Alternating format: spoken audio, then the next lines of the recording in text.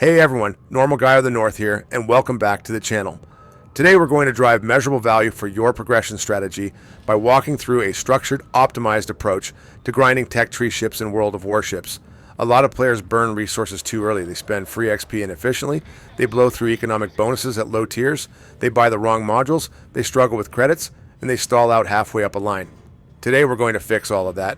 By the end of this video, you'll have a clear, repeatable framework that reliably accelerates any tech tree grind, regardless of your skill level, your preferred ship type, or the nation you're working on. Let's get started. Chapter 1. Choosing the right game. Modes to maximize XP. It's when you're grinding a tech tree, it all starts with the game mode, and despite the conflicting advice you may hear, the performance hierarchy is very clear. Random battles and ranked battles provide the highest XP per hour period. Random generate the most base XP because the matches are longer. You have more time to farm damage. There's meaningful spotting, tanking, and cap play. You can leverage multipliers effectively. Rank performs similarly, but with a competitive advantage. Ranked matches are usually shorter, meaning you can achieve more XP cycles per hour if your objective is pushing through a new line, targeting a tier 8 quickly, accelerating commander XP. Then randoms and ranked are your top-end solutions, but they're not the only options. Asymmetrical battles offer a strong secondary path when they're available. You get consistent engagement opportunities and predictable XP flow. The only downside is that the overall XP per hour is still lower than randoms. Operations also provide stable XP, especially if you enjoy the PvE experience and want predictable income. They're not as explosive as randoms or ranked, but they are consistent and low stress. Co-op, meanwhile, is the absolute bottom of the performance ladder. Low base XP, short matches, small windows to deal damage. Co-op is for testing modules, trying a new ship, clearing daily missions, relaxing. It is not a viable grinding system and you should not burn bonuses there. Special modes like Brawls or Unbreakable Line fall into a unique category. They can produce excellent XP bursts even if the ship isn't well suited to the mode. These modes are perfect for testing a ship under pressure while still making tangible XP progress. Your strategic takeaway? Randoms and ranked for raw progress. Operations and asymmetricals for consistency. Special modes for fun and opportunistic gains. Co-op for testing only. Chapter 2. The smart use of free XP. Many players spend free XP too early. They dump 25,000 or 30,000 XP into every little module, or they jump entire ships just to rush up the line. This is the fastest way to exhaust your economy. The correct approach is structured and selective. First, always view free XP as a performance accelerator, not a shortcut. When you unlock a new ship, your first priority should be hull upgrades, gun upgrades, fire control, or range modules when they're meaningful. Why? Because better performance leads directly to more base XP, and that increases every other resource in the game. Credits, commander XP, free XP, ship XP, event progression. If you enhance the ship early by unlocking the critical upgrades, your match performance improves significantly, and improved performance compounds across dozens of games. If you skip too far ahead, you pick up a new ship with no hull, no guns, no range, and no comfort, and then you underperform, earn less XP, and feel stuck. A best practice rule: free XP, the modules that materially increase your survivability or your damage output, especially hulls. This becomes essential from tier 7 onward and non-negotiable at tier 8 and above. When in doubt, free XP hulls, free XP guns. Avoid using free XP to skip entire ships unless you already know the line extremely well. This approach maximizes XP per hour and minimizes frustration. Module selection is another major performance lever.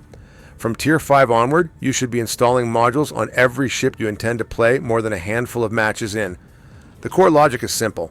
Modules materially increase your accuracy, survivability, and stability, which directly increases your base XP output.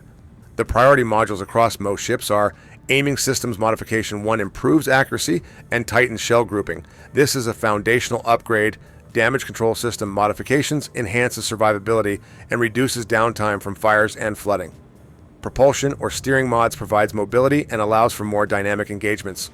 Concealment System Modification 1, Tier 8 Plus. A game changer for destroyers and cruisers. At tiers 1 to 4, modules matter significantly less because there are only 2 slots. The meta is extremely casual. The XP flow is low. The ships die fast regardless. But once you hit tier 5, modules become a core requirement. Your investment here pays for itself quickly through improved XP output and better credit earnings. Chapter 4, Economic Bonuses, where most players make mistakes. Let's talk economic bonuses, grays, greens, blues, and reds. These bonuses scale percentage-wise based on the XP you earn in the match. This means, if your base XP is low, your economic bonuses are almost worthless. If your base XP is high, your bonuses are incredibly valuable. This is why you should not use bonuses in co-op, tier 1 to 5 ships, low damage games. Early first look matches, the ROI is simply too low. Your priority should be save your greens and blues for tier 7 and above. At that point, matches last longer. Ships deal more damage. Spotting, tanking, and cap play are more valuable. Base XP jumps significantly. Credits scale properly. Reds are extremely rare and should be saved for high-tier premium grinds ranked. Event pushes. Special modes with strong XP multipliers. Grays can be used sparingly at mid-tier, but even then their impact is limited. Your long-term objective is to have a reserve of bonuses ready for tier 8 to 10 grinds. Super ships, permanent credit earning strategies, seasonal events. Chapter 5. Premium and coal ships as commander trainers. One of the most powerful mechanics in World of Warships is the ability to move commanders freely between premium, coal, and steel ships within the same nation. On tech tree ships, you must pay Elite Commander XP, doubloons, or retrain the commander through battles. But on a premium ship, retraining is free. This is a massive value driver. It means you can use one premium ship as your commander XP engine. Train commanders to 21 points rapidly, move them back to your tech tree grinds at 0 cost. Reuse the same captain across multiple ships in a line. If you are grinding any nation, your top priority should be to acquire a tier 7 to 9 premium or coal ship in that nation. This gives you better credit earnings, better commander XP earnings, a reliable platform to test builds, a way to fund your tech tree progression. This is why ships like Scharnhorst 43, Groningen, Jaeger, Bayard, Kaga, Alaska are so strategically important. They accelerate everything. Chapter 6. Choosing the right ships for each mode. Different ships thrive in different environments.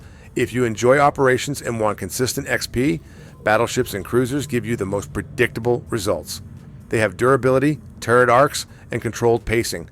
Spotting and positioning are straightforward. You can farm reliably. If you're focused on ranked or randoms, destroyers like Jaeger excel due to agility, concealment, and ability to influence caps.